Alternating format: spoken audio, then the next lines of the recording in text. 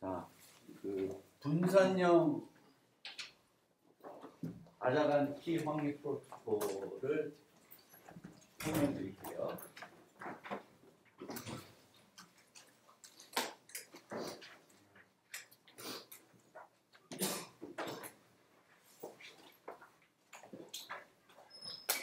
우리가 앞에 봤던 것들은 어떤 서버가, 중앙 서버가 있고 그 서버가 키를 만들어서 또는 키들을 만들어서 그 사용자들한테 나눠주는 거예요. 그리고 그 사용자들은 그 키들을 이용해서 그룹키 통신을 할 수가 있고요. 그런데 이 분산형은 서버를 사용하지 않고 사용자들 간에 메시지를 주고받아서 그룹키를 만들겠다고 하는 겁니다. 왜 그렇게 할까요? 별로 그렇게 할 일이 없어요. 내가 볼 때. 그리고 만약 그런다 하더라도, 그렇게 하더라도, 그렇게 그 키를 확립하더라도 이 우리가 살펴보고 있는 이 환경이라는 것은 사용자들이 가입하고 탈퇴하는 환경이에요. 누가 들어올 수도 있고 누가 빠져나갈 수도 있는 그런 환경입니다. 그러면은 누가 가입하고 누가 빠져나가는지는 누군가는 결정해야 되죠. 룰이 있어야 되지. 얘가 탈퇴해야 돼요. 그럼 그런 가입과 탈퇴는 뭔가는 어떤 분산형으로 처리하기는 어렵겠죠. 그렇죠? 무슨 서버를 둬서 서버한테 나 가입할 거야. 그러면은 얘는 가입해도 되는 애인지 안 되는 애인지 뭔가는 아니면은 이 사용자들이 투표를 한다든지 뭐 이렇게 복잡한 절차가 필요한데 그게 쉽지 않은 거예요. 그래도 이런 실제적으로 이런 분산형을 응용해서 실제 활용하지 않더라도 우리가 연구적인 목적으로는 분산형을 과연 만들 수 있을까? 만들면 어떻게 될까? 라고는 연구를 할 수 있습니다. 그러니까 제가 말씀드리고 싶은 거는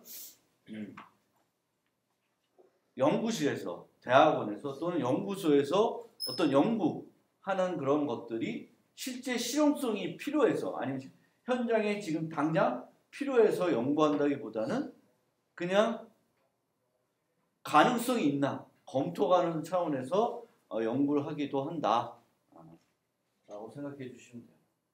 그러면은 우리는 두 명이 있을 때 서버를 사용하지 않고 키 확립을 할 수 있죠.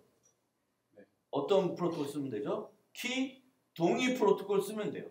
그리고 그 유명한 DP-헬만 프로토콜을 쓰면 됩니다.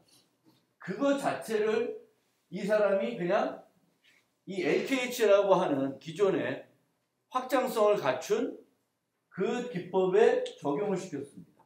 그래서 어떻게 되냐면 이 둘 간에는 뭘 해요? DP-헬만을 해요. DP-헬만을. 그러면 요 키들이 만들어지겠죠. 요 키들이 DP-헬만 키동의 프로토콜 하는 거예요. 그 다음에는 누가 해야 될지 모르겠지만 U1하고 U3가 한다든지 아니면 U2와 U4가 해서 요걸 가지고 다시 또 DP-헬만을 해요. 그리고 또 이쪽에 있는 4명 중 1명하고 이쪽에 있는 4명 중 1명이 또 해서 DP-헬만을 계속 하는 거예요. 그러면 서버 없이 이 키들을 만들 수가 있는 거예요. 이 값들이 되게 복잡하긴 한데 그냥 요걸 이용해서 DP-헬만 그러니까 얘를 이용해서 DP-헬만 이렇게 되는데 얘들을 이용해서 DP-헬만 하면 요게 되는 거예요. 그러니까 요게 DP-헬만의 X값이 된다고 생각해서 이렇게 되는 거예요. 그래서 차례차례 DP-헬만을 하면 서로 어떤 서버를 두지 않고도 사용자들이 그룹키를 만들 수 있다라고 이 사람이 이제 제안을 했습니다. 뭐 가능하죠. 근데 이런 복잡한 거를 뭐 하겠어요? 근데 하여튼 가능하다 그 개념이에요. 키 동의 프로토콜을 하는 거예요.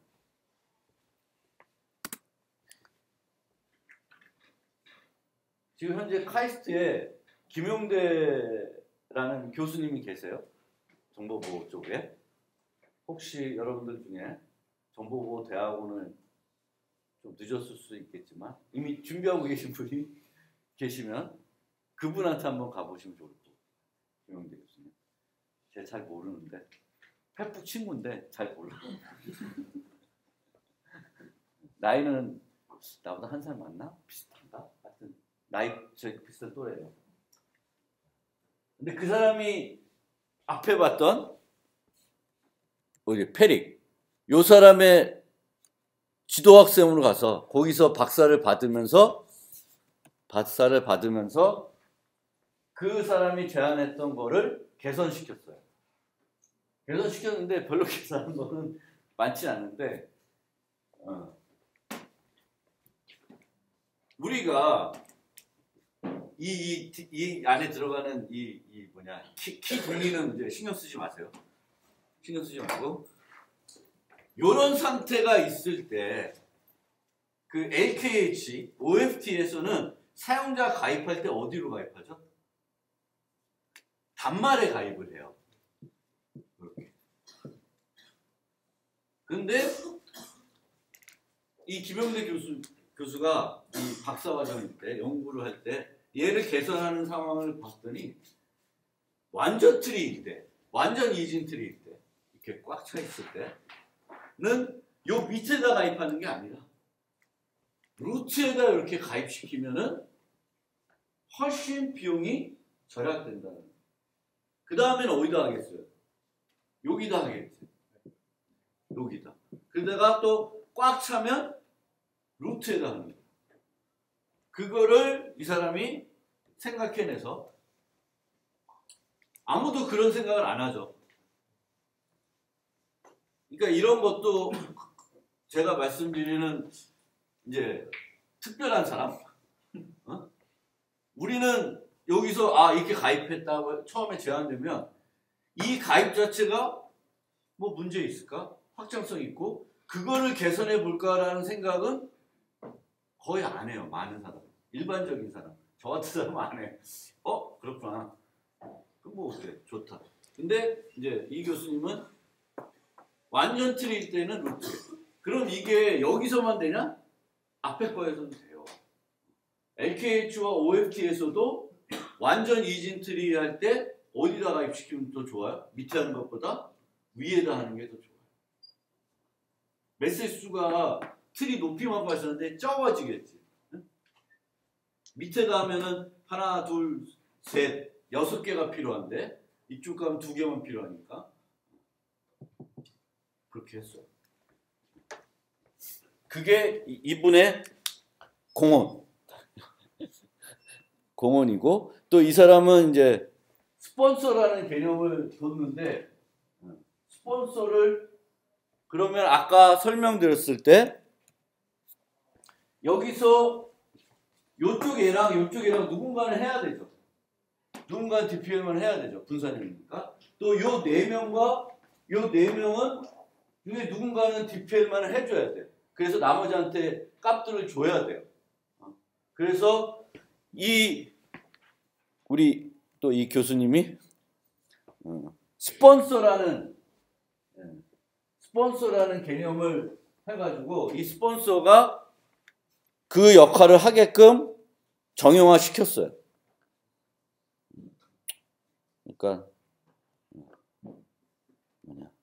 그러니까 스폰서는 트리에서 이 그림으로 설명드리면 이쪽에 있는 애가 해야 된다라고 이렇게 얘기하는 거예요. 그러면은 요 그림에서는 요 값은 x4와 x8이 해야 된다. 그럼 뭐야? 그거를 이제 스폰서 개념을. 그러니까 이 중에 아무도 안 하려고 하면은 또 안 되니까 이 스폰서라는 개념을 둬서 그 스폰서가 이 넷 중에 하나가 선정이 돼서 다른 쪽 스폰서랑 그걸 하게끔 그 규칙을 또 정형화해서 만들었습니다. 그거는 뭐 특별한 공헌이라고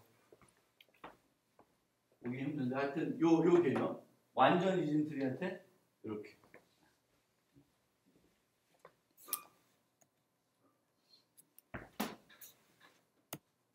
그 다음에 램 등급.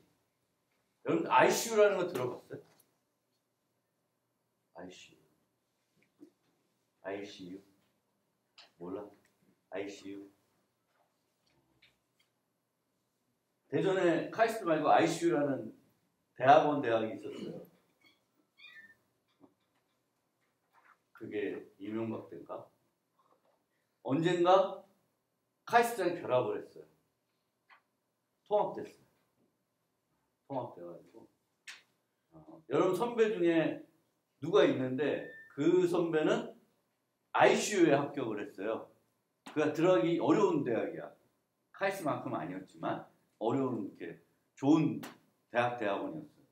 그런데 ICU에 제작할 당시에 통합이 돼서 카이스트 졸업생이 됐어요. 근데 이 논문은 렌이라는 사람이라는 게 이 ICU에 이제 지금도 여러분들 보면 우리 학교에도 해외에서 온 대학원생들이 좀 있습니다.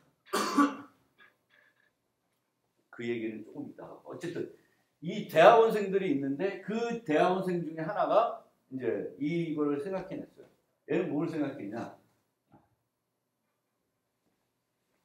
처음에 페릭 거를 가만히 보니까 다 DPL만 하고 있는 거예요. 처음부터 위에까지.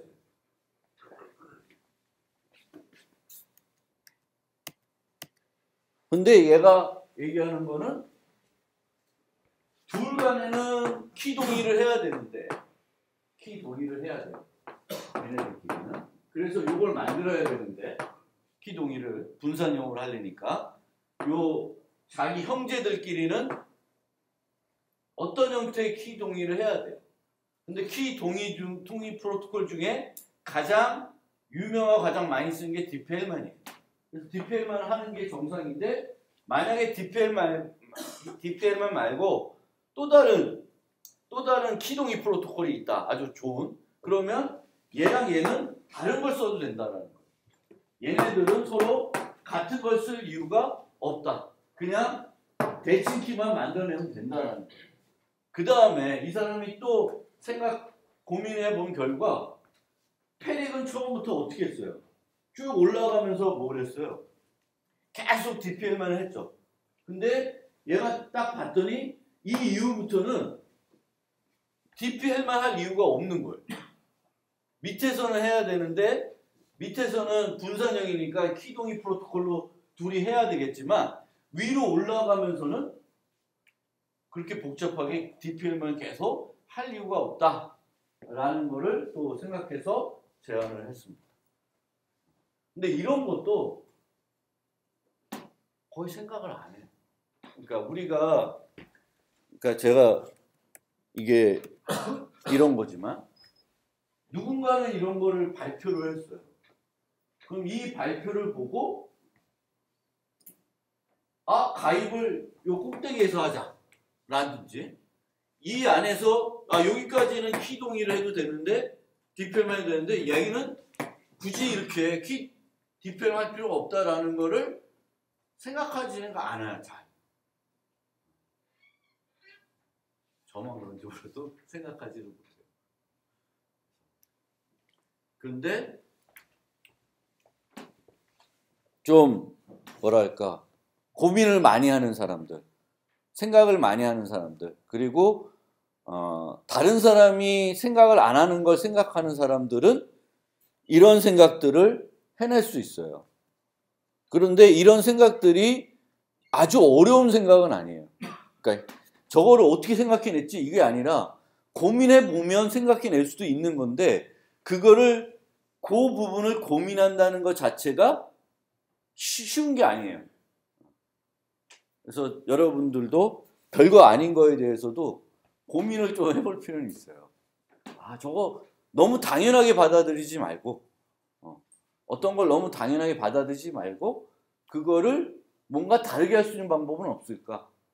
그러다 보면 어려운 아이디어가 아닌데 다른 사람들은 생각해내지 못했던 아이디어를 생각해낼 수가 있습니다. 그러면 좋은 논문이 될 수도 있고 어떤 좋은 창업 아이템이 될 수도 있는 거죠. 특허로서도 그렇게 되고요. 요 두 개는 스킵하고 카스를 설명드릴게요. 카스는 실제 지금도 사용되고 있는 시스템이에요. 그래서 카스는 개발된 지 되게 오래되어 있습니다. 그래서 유로 방송 환경에서 돈을 낸 가입자들만 해당 방송을 볼 수 있도록 하기 위해서 사용이 되는 기술이 카스입니다. 카스. 그런데 지금의 방송 환경하고 달리 초기 방송 환경은 일방향 통신 채널만 제공을 했어요.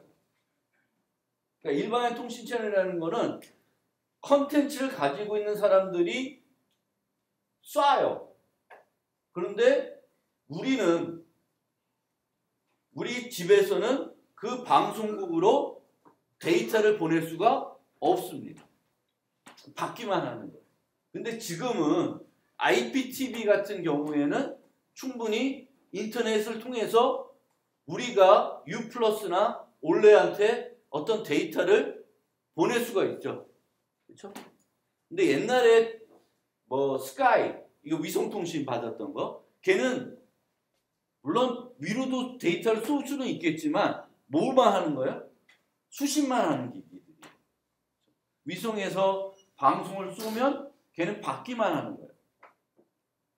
그런 환경에서 고안된 기술이 카스입니다. 일방향 통신. 그러니까 쌍방향으로 데이터를 교환해서 프로토콜을 수행한다는 생각을 못하는 그런 환경에서 만들어진 프로토콜이 카스이다. 그래서 카스의 기본 생각은 데이터를, 그러니까 방송 콘텐츠를 스크램블링해요. 스크램블링 한다는 거는 우리 용어로, 그러니까 우리 강의실 용어로는 암호화하는 거예요. 스크램블링하고 그러면은 그 스크램블링된 데이터가 오면 어디서 그걸 디스크램블링 할까? TV에서? 어디서 해요?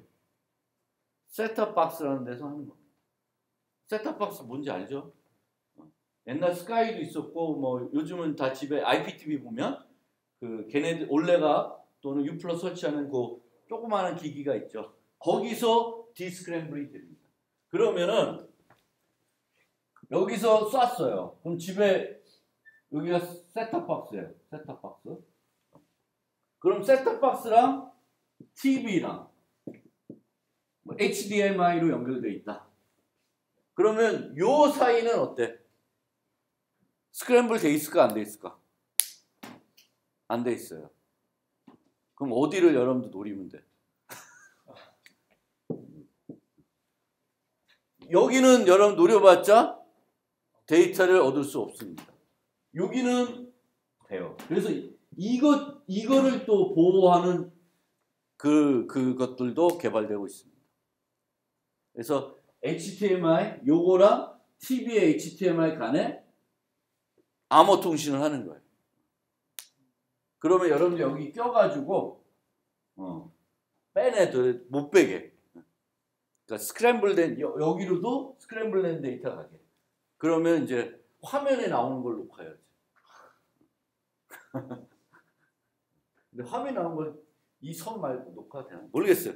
하여튼 근데 이 카스는 어디를 보호하는 거예요? 여기예요. 그 방송을 송출하는 곳에서 셋톱박스까지 오는 그 컨텐츠를 보호하는 기술이다. 보호하는 기술이에요. 그러면 스크램블링 되고 디스크램블링 돼야 되면 암호화 한다는 거잖아요. 그러면은 여기서 K로 암호화를 해요. 그럼 얘가 뭘 갖고 있어야 돼? K를 갖고 있어야 되죠. 그렇죠? 그런데 이런 셋톱박스가 전국에 몇 개 존재할까? 어마어마하게 존재하겠죠. 그러면 얘네들 보낼 때마다 다 개별적으로 암호해서 줄까요?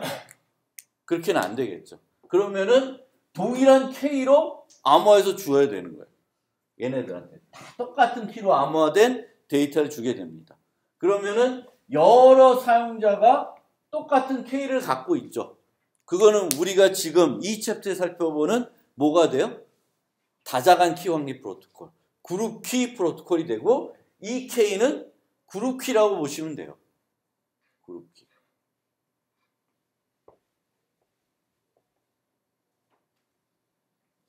그래서 가입자에게 적절한 키가 포함되어 있는 스마트 카드를 발급하고, 스마트 카드가 여기에 꽂혀 있어요. 꽂혀 있어요. 지금은 그 스마트 카드를 내가 뽑을 수 있는지 모르겠네. 근데 옛날에 스카이는 그 스마트 카드를 내가 뽑을 수 있었어요. 카드를 뽑을 수 있었어요. 그럼 또 뭐 어떤 공격들을 하냐면은 그 스마트 카드를 어디 같은 데 가서, 세운상 같은 데 가면 복제를 해줘요. 복제를 하면 어떻게 될까? 그냥 내가 위성 장비랑 셋탑박스 하나 사면 돈 안 내고 보면 돼요. 누가 돈 내겠지? 이제 그런 또 문제가 생깁니다. 그 스마트 카드를 복제를 하게 되면 똑같은 키를 갖고 있기 때문에 방송을 또 볼 수 있어요.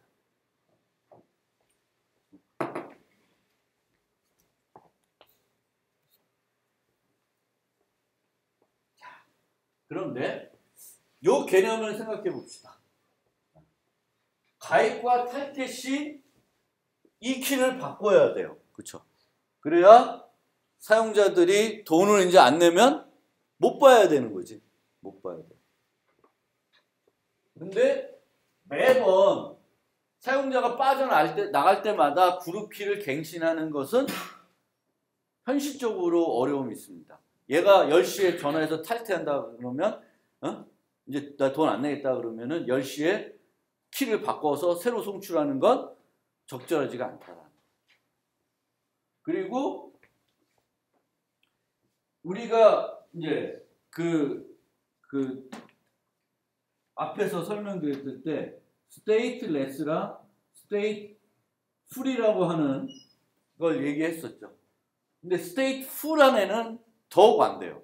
여기서는, 이 환경에서. 왜냐하면은 항상 자신의 기기를 켜놓고 있지 않을 수도 있어요. 그래서 스테이트풀 한 애들은 못 쓰는 거예요. 그러니까 우리가 아까 봤던 LKH나 OFT는 여기서 쓸 수 없어요.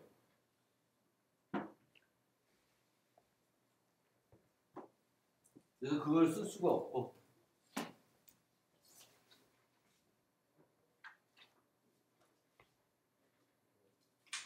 그리고 후방향과 전방향 개념이 있는데 두 개가 똑같은 중요도가 좀 떨어져요. 후방향은 내가 지금 가입했는데 하루 전, 뭐 한 달 전에 스크램블링 했던 데이터를 볼 수 있게 하냐 없냐, 이제 이거거든요. 근데 이거는 별로 의미가 없어요. 유료 방송이라는 거는 VOD하고 다른 거예요. 유료 방송이라는 건 내가 지금 현재 JTBC를 볼 수 있냐 없냐는 거지, 일주일 전 JTBC를 보겠다는 게 아니잖아요. 그렇죠? 지금 하고 있는 축구 경기를 본다는 거지, 일주일 전에 축구 경기는 네이버 가면 그냥 보면 돼. 그러니까 실시간 유료 방송이니까 현재 나오는 방송을 볼 수 있냐 없냐가 중요한 거지, 이틀 전에 내용을 내가 볼 수 있냐 없냐는 거는 별로 안 중요하다는 거예요. 그래서 후방향은 별로 안 중요하고, 또 전방향도 얘가 탈퇴한 즉시 하는 게 아니라, 탈퇴를 하면 보통 나 이제 안 볼래요. 그러면은 내가 돈을 바로 환불해 주는 게 아니라 이번 달까지는 이제 보고 이제 그 다음부터는 못 보게 되는 거죠. 그러니까 시점들이 있어요. 그리고 이거를 내가 오늘 못 본다, 오늘 내가 이제 돈을 이제 끝나는 날이야, 이번 달에. 가입 기간이 만료되는 날이야. 근데 얘가 한 이틀 더 보게 됐어. 큰 문제 되지 않는다는 거야. 그러니까 모았다가 할 수도 있는 거죠.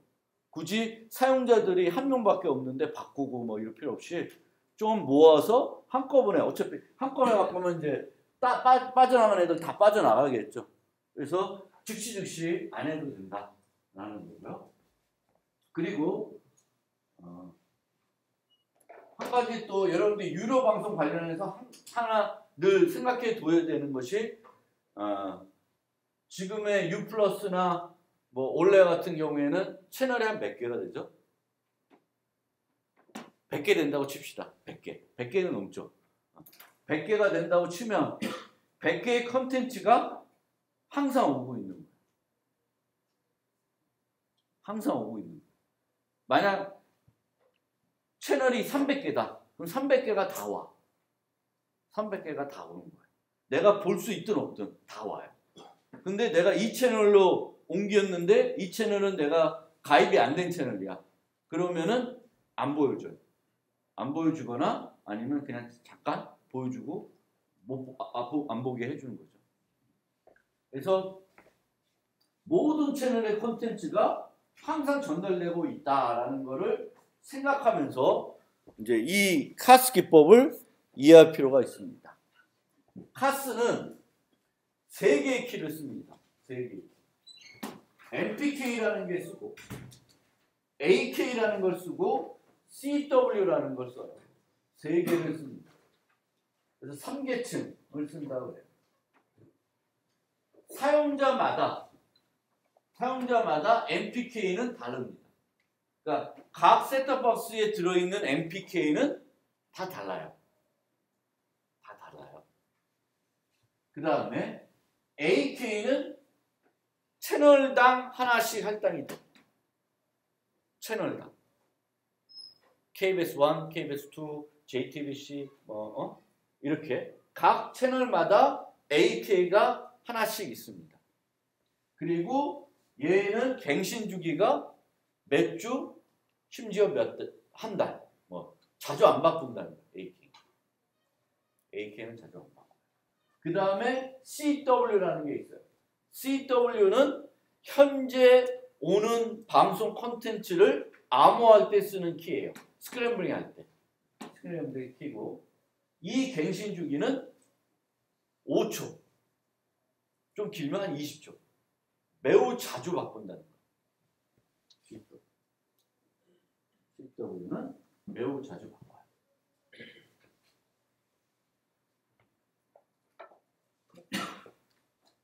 왜 이렇게 자주 갱신될까?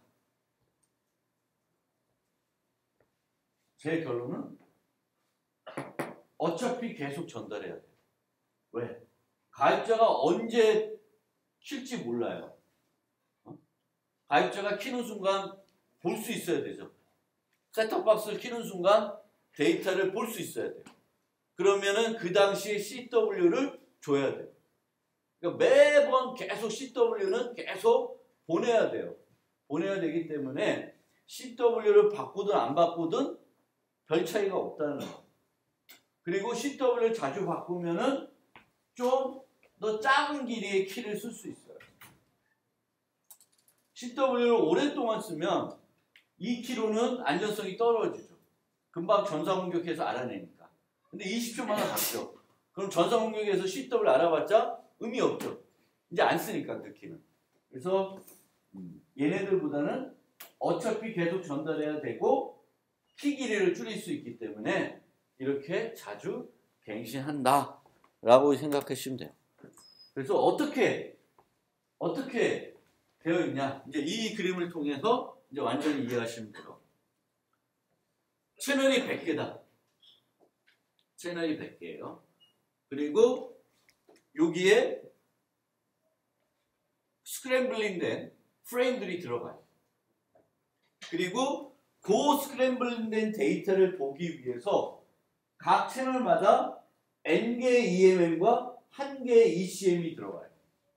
그리고 얘를 바꿨다. CW 바꿨다. 그럼 CW 바꾸면 또다시 N개가 들어가고 ECM이 들어가요. 그게 계속 반복이 되는 거예요. 그러면 EMM은 뭐고 ECM은 뭐냐? ECM은 AK로 CW를 암호한 거예요.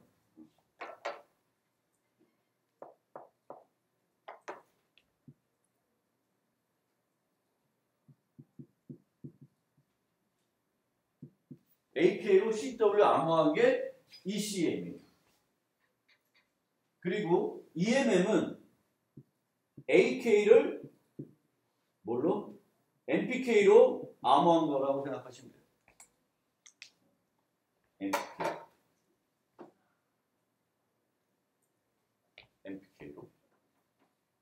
그러면 사용자가 내가 이 채널을 보고 싶다. 그럼 제일 먼저 뭘 해야 돼요? 자기의 EMM을 찾아요. 자기 거 EMM을 찾아서 자기의 키로 뭘 풀어요? 요걸 풀면 뭘 얻어요? AK를 얻죠. 그럼 그 AK로 뭘 풀어요? ECM을 풀어요. 그럼 뭐가 나와? CK가 아니라 CW가 나오죠. CW가 나옵니다. 그러면 이 CW로 뭐래요?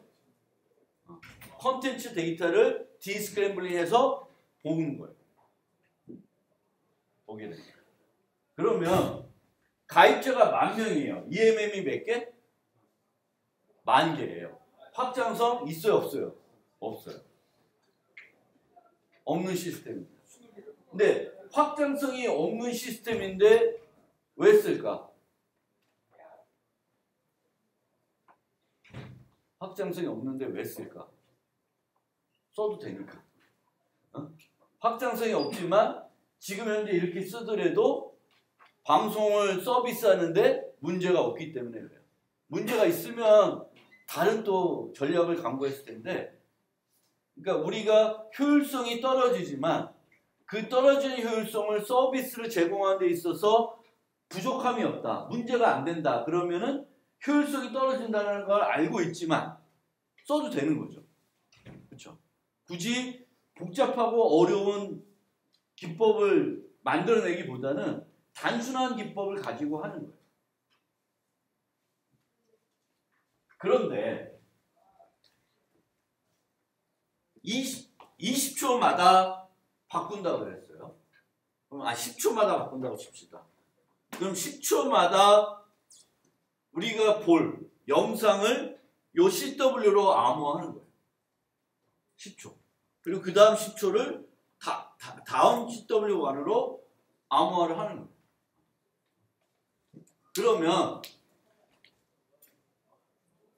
방송을 제공하는 입장에서 요 한 채널을 놓고 봤을 때 10초마다 해야 하는 일이 뭐죠?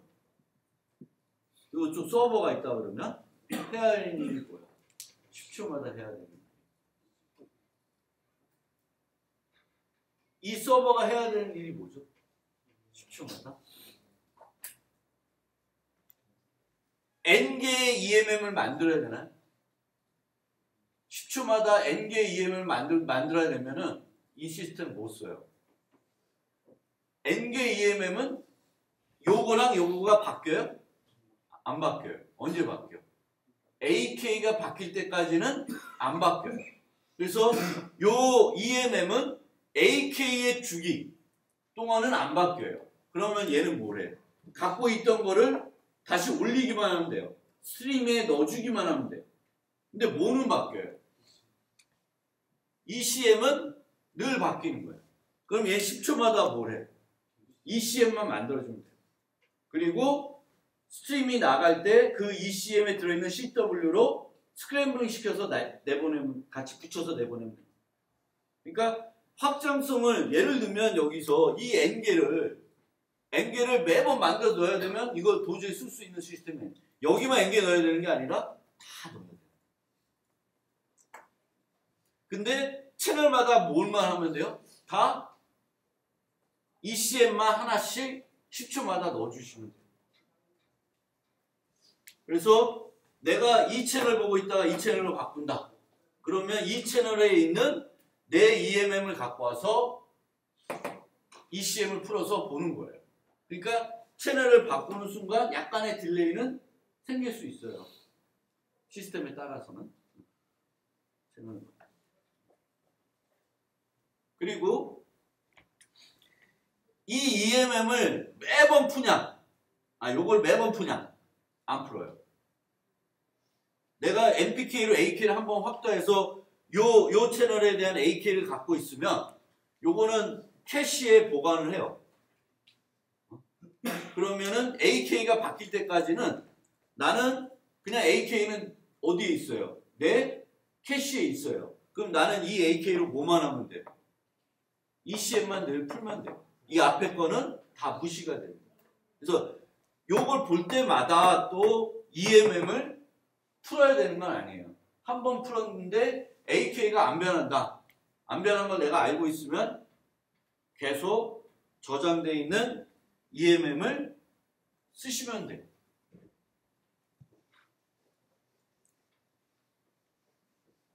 그리고 이 원리를 지금도 사용되고 있는 거예요. 이 카스는. 여러분들 집에서 이렇게 다 사용되고 있습니다.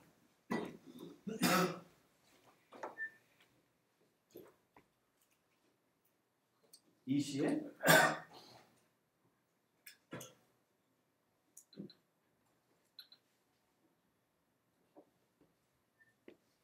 이해됐어요? 카스?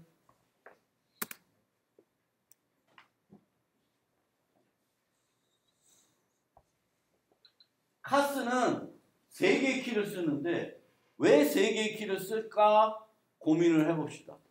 그러면 더 적게 쓸 수는 없을까? 더 많이 쓰면 어떻게 되나? 이제 요거 생각해 보려고요. 자, 사용자별 접근 제어를 위한 키는 필요해요. 그쵸? 기본적으로. 사용자별.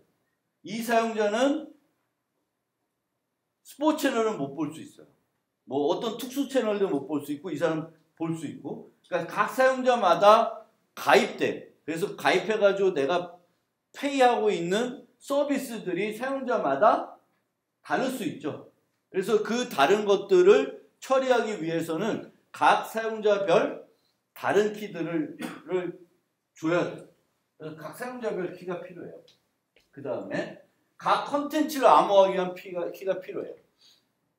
그래서 최소 키는 몇 개? 2개는 필요한 거예요. 최소. 사용자별, 사용자마다 주는 키, 그리고 컨텐츠를 암호하는 키. 2개는 항상 필요해요. 그러면 2개씩만 쓴다. AK를 안 쓴다. 그럼 어떤 문제가 생겨요? 2개씩만 쓰면. 요 그림에서 EMM이 ECM으로 되면서 ECM이 몇 개? N개가 생기는 거예요. 그리고 ECM이 N개가 20초마다 바뀌어야 돼요. 쓸 수 없죠, 이거. 이거는 안 된다는 거예요. 그래서 2계층을 할 경우에는 CW 주기를 매우 늦게 하든지, 근데 매우 늦게 해도 문제가 돼요. 그래서 2계층만 쓰면 컨텐츠 키가 변경될 때마다 사용자 수만큼의 암호문이 필요한데 그 주기가 짧으면 짧을수록 성능에 영향을 주고 서버에 너무 부담이 돼요. 그래서 3계층을 쓰는 거예요. 3계층. 3계층을 써서 그 문제를 해결한 거예요. 그래서 이렇게처럼 매번 N개를 제공하지만 이 N개들이 오랫동안 안 변하게끔 만들기 위해서 3계층을 두고 각각의 키 주기를 달리한 거예요. MPK는 사용자가 탈퇴하지 않는 한, 사용자가 새로 셋톱박스를 바꿔달라고 하지 않아. 바꿔도 새로 갖고 와서 그 스마트카드 그걸 다시 꽂을 것 같기도 한데 어쨌든 이쪽은 거의 안 변하는 거예요. MPK는. 그렇죠? AK는 한 달, 뭐 2주. 그리고 이 EMM은 그때 만드는 게 아니에요. 어떻게 할 수 있어요? 미리 만들어 놓을 수도 있어요.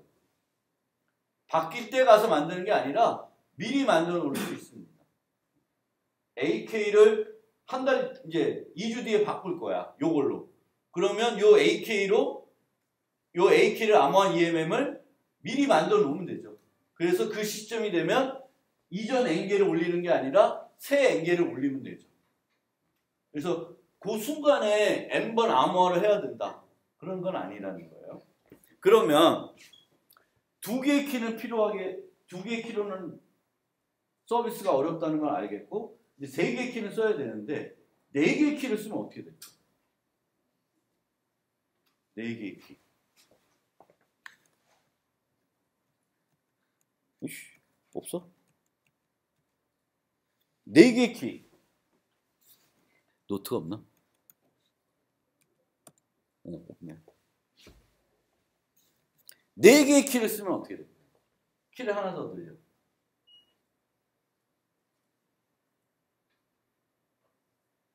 키를 하나 더 늘립시다. 그래서 그 키를 뭐라 할까?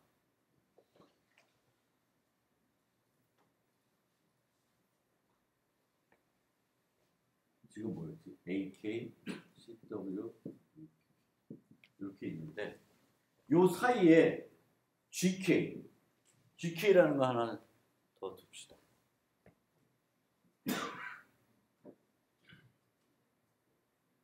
한 계층 더 늘리는 거야. 하나 더 늘리는 건데 얘와 얘 사이에 하나 늘리는 거고 얘는 어떻게 하냐면은 여러 채널을 그룹 묶어서 하나를 할당하는 거예요. GK를. 모든 스포츠 채널은 똑같은 GK를 갖고 있는 거예요. 그러면 요게 어떻게 바뀌냐면은 GK를 MPK로 암호한 게 몇 개? N개가 필요해요. 그 다음에 AK를 GK로 암호한 게 1개. 그 다음에 CW를 AK로 암호한 게 1개 필요해요. 그러면은 기존에 비해서 4계층을 쓰니까 서버 입장에서는 뭐가 늘었어요? 얘가 늘었죠. 이 메시지가 하나가 더 늘은 거예요. 하나가 더 늘었어요.